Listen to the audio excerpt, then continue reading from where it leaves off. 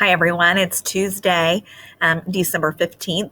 And this week for social studies, we are focusing on Christmas in different countries. And yesterday, you did some work with Christmas in Japan. Today, we're going to talk a little bit about Christmas in Mexico.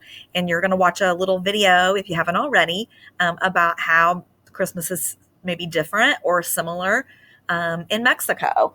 And I have a book that I'm going to read to you today. It's called Too Many Tamales by Gary Soto, illustrated by Ed Martinez. And this book kind of goes along with our study of a Christmas in Mexico. Snow drifted through the streets, and now that it was dusk, Christmas trees glittered in the windows. Maria moved her nose off the glass and came back to the counter. She was acting grown up now, helping her mother make tamales. Their hands were sticky with mesa. That's very good, her mother said. Maria happily kneaded the mesa. She felt grown up wearing her mother's apron. Her mom had even let her wear lipstick and perfume. If only I could wear mom's ring, she thought to herself.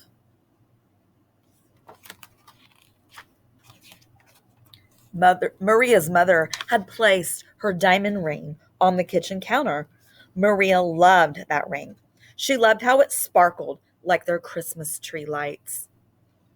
When her mother left the kitchen to answer the telephone, Maria couldn't help herself. She wiped her hands on the apron and looked back at the door. And there's the ring. I'll wear the ring for just a minute, she said to herself. The ring sparkled on her thumb. Maria returned to kneading the mesa, her hands pumping up and down. On her thumb, the ring disappeared, then reappeared in the sticky glob of dough. Her mother returned and took the bowl from her. Go get your father for this part, she said. Then the three of them began to spread mesa onto corn husks. Maria's father helped by plopping a spoonful of meat in the center and folding the husk. He then placed them in a large pot on the stove. They made 24 tamales as the windows grew white with delicious smelling curls of steam.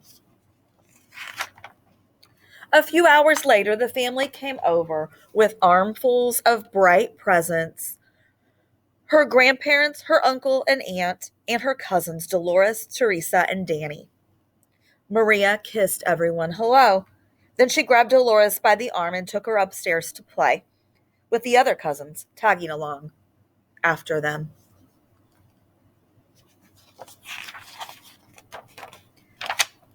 They cut out pictures from the newspaper, pictures of toys they were hoping were wrapped and sitting underneath the Christmas tree. As Maria was snipping out a picture of a pearl necklace, a shock spread through her body. See her reaction. The ring! She screamed. Everyone stared at her. What ring? Dolores asked. Without answering, Maria ran to the kitchen. The steaming tamales lay piled on a platter. The ring is inside one of the tamales, she thought to herself.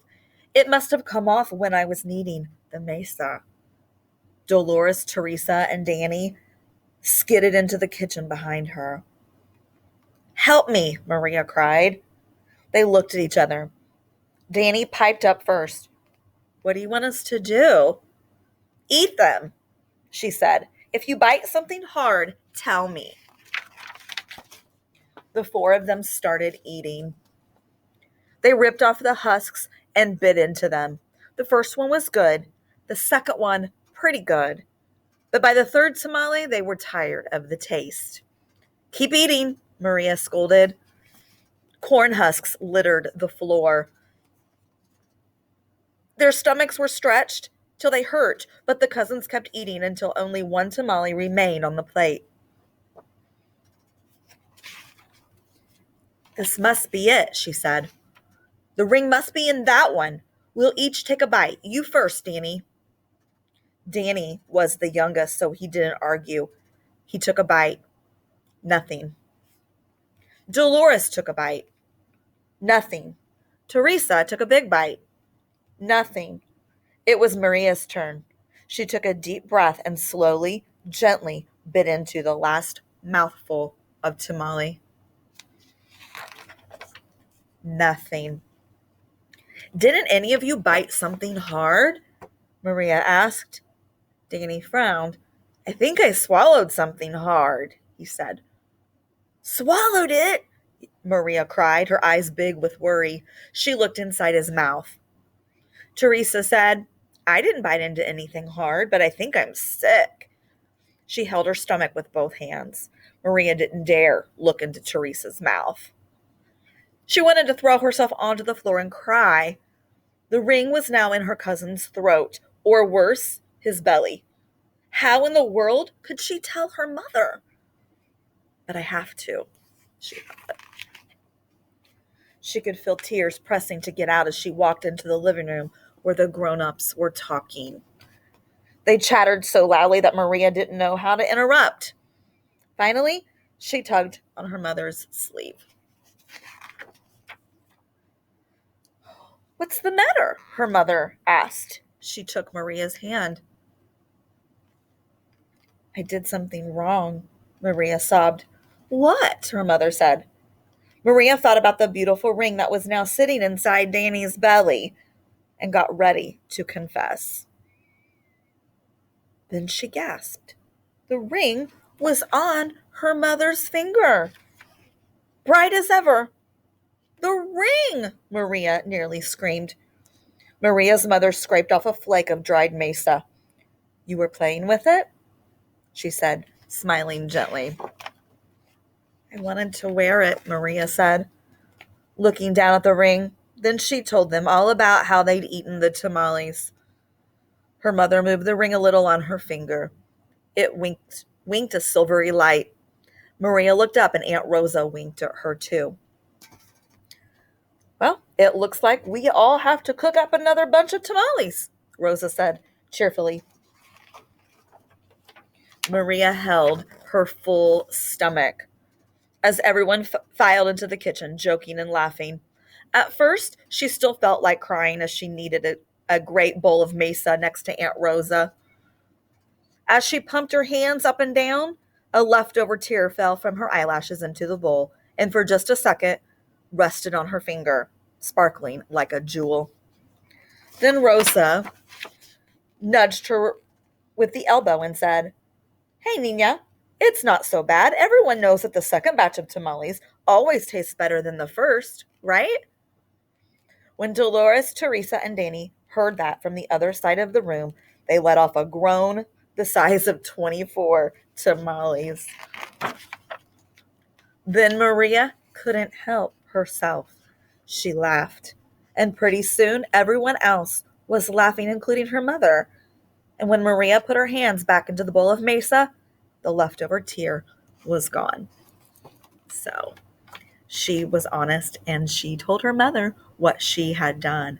Now, how do you think that her mother got the ring back? Well, when I go back to a couple pages in the story after she was playing with the ring, they mention that the ring disappeared into the sticky glob of dough. And then her mother had said, go get your father to help with the next part. So we can kind of make what we call an inference. I can infer that her mother was able to get the ring out of the dough while Maria had gone to get father to help finish making the tamales. It doesn't really tell me that. That's what making an inference is. We kind of have to think about what's going on in the story and then make kind of figure for ourselves what probably happened. So that's my inference about why or how she got her ring back. So I hope you enjoyed Too Many Tamales. Have a good rest of your day.